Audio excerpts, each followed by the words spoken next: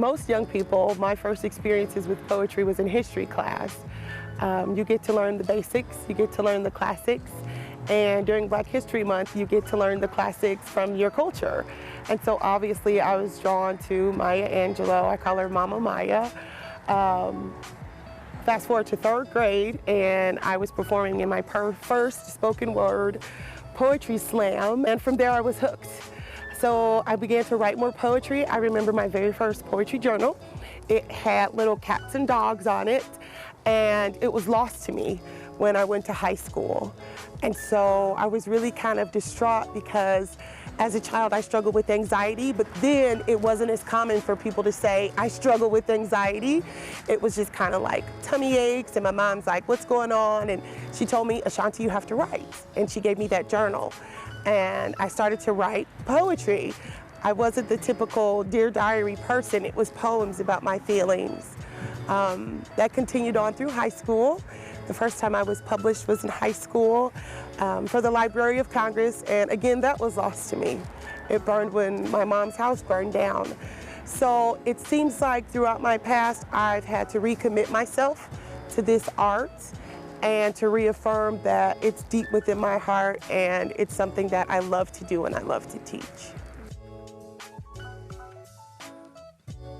My name is Ashanti Files, and I am the City of Urbana's Poet Laureate.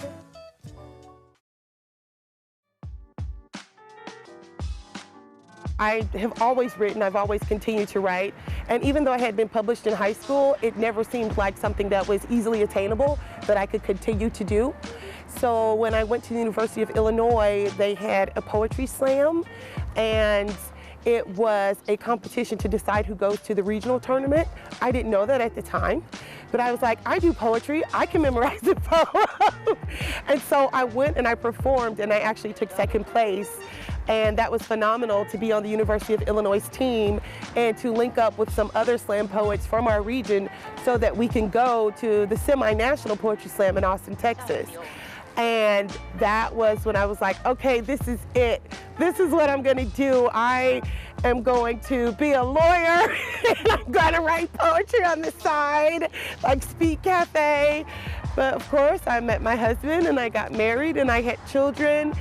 And the thing that's phenomenal to me is no matter what I've gone through, I've always written.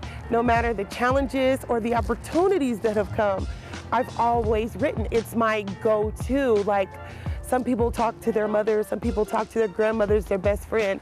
Of course I do that, but my poetry journals are my #1 go-to. So even as an adult, I was still writing. And when I moved back to Champaign, Urbana, I rediscovered my voice, and I had decided that I had put my voice on the back burner for too long in pursuit of a career, in pursuit of being the perfect wife, in pursuit of being the perfect mother. I had decided to just be the perfect version of me, and that included poetry being at a forefront. So I started to perform at the Canopy Club's open mic, and they were like, you're phenomenal, you need to go to Soul on Sunday. But Soul on Sunday to me was like, the professionals, you know, they did this once a month, and I got an invitation from A+, and 5 years later, here I am.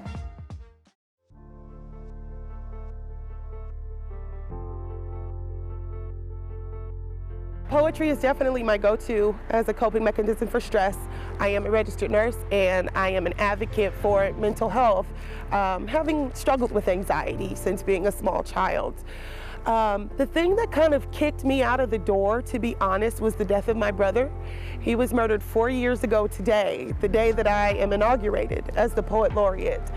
And seeing how life can just be taken from you, that you can't do anything wrong and someone can just decide you're going to die today, it made me stop being so afraid. It made me stop planning so much because it can all be taken away. So within a year of his death, I said I was going to publish a book, and I did. And within a year of publishing the book, I learned about the arts program, and I said, if poetry can help me through this, maybe it can help my teenage daughter through this, maybe it can help other girls through this. And I was blessed to receive a grant to teach slam poetry through the Writers of Oya. And just being with those girls, I see myself reflected in them. And sometimes they look at me all starry-eyed and they're like, you've lived my life and you've survived. And it gives them hope. And hope is so important because as a woman of color, we're taught very early there's little to hope for. We're taught you can reach for the stars after you do this, this, and this. You have to be strong. You dare not cry. You can't always say what you mean. You can't be too loud. You can't wear your hair this way. You can't walk this way. You can't dress this way. But you can reach the stars. And so I kind of teach my girls, just be you. One of the things that make me so angry is when they write in pencil. And I say, write in pen. And they're like, why? I'm just gonna rewrite it anyway. And I say, because in this moment, this thought, this emotion is valid. How dare you go back and erase it? Yes, you spelled it wrong. Yes, you might regret saying that about your mom or your former best friend, but that's how you feel right now and it is valid. And I feel like as a woman of color, two young women of color, that's something that we lack. It's validation. It's someone saying, I have been there and I have overcome it. I have been there and I have regretted. Perhaps you want to choose another path, but it's just forging those relationships through poetry. Being a mentor, yes, the goal is poetry, but for me, it's just to listen, to be their sounding board. It's phenomenal. That a town like this, a college town that's not very well known, that's not our state's capital, can have such a phenomenal program going to where regular people like me can leave a lasting imprint on a life. It's phenomenal.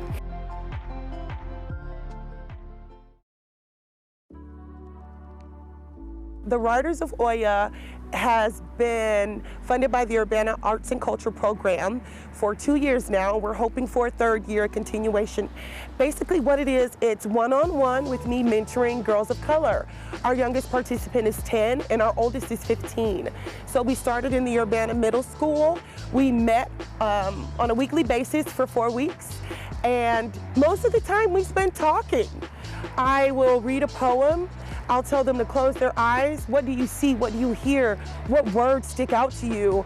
And the girls will shout it out and I'll write it on the board, and then it's okay, open your eyes.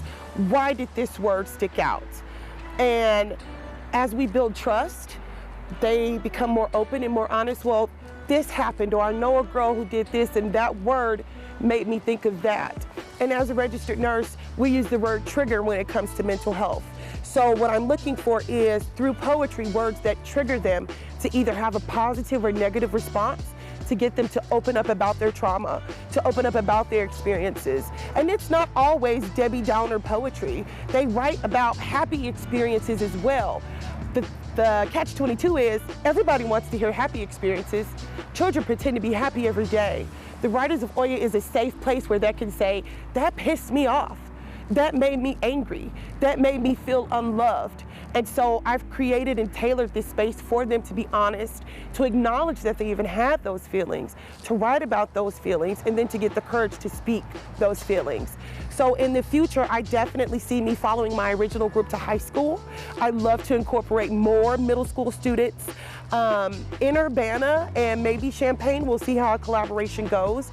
But the big thing is to get high school, because there's things high schoolers are experiencing. They're developing into young women, and they've missed this opportunity as a middle schooler. So perhaps I can catch them at this pivotal time of development where they can still use writing as a coping mechanism and speaking as a form of self-affirmation.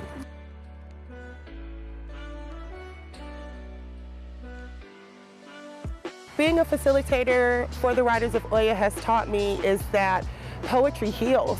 And it doesn't just have to heal young girls, it can heal everyone.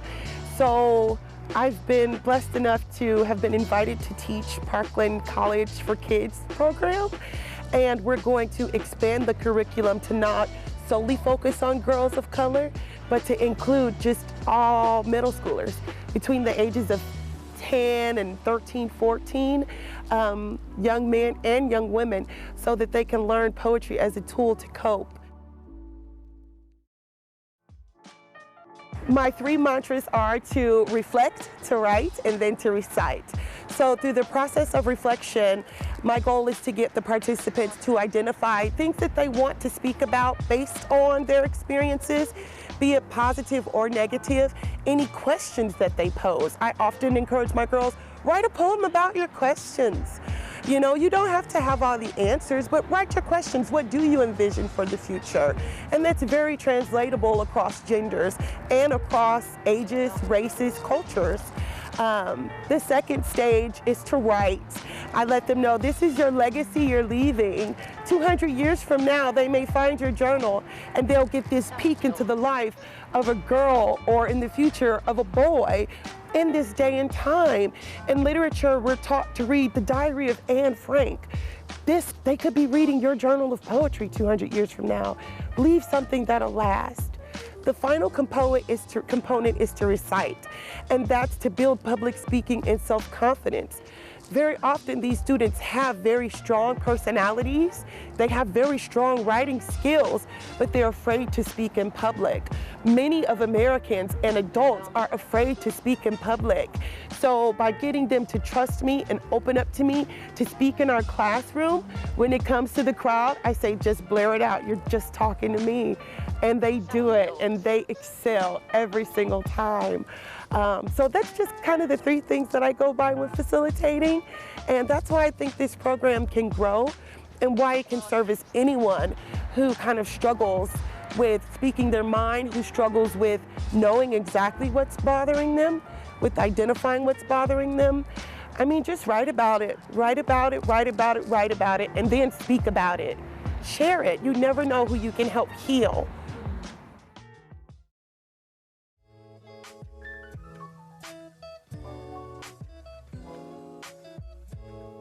As Poet Laureate, my goal is to host workshops, specifically with two populations.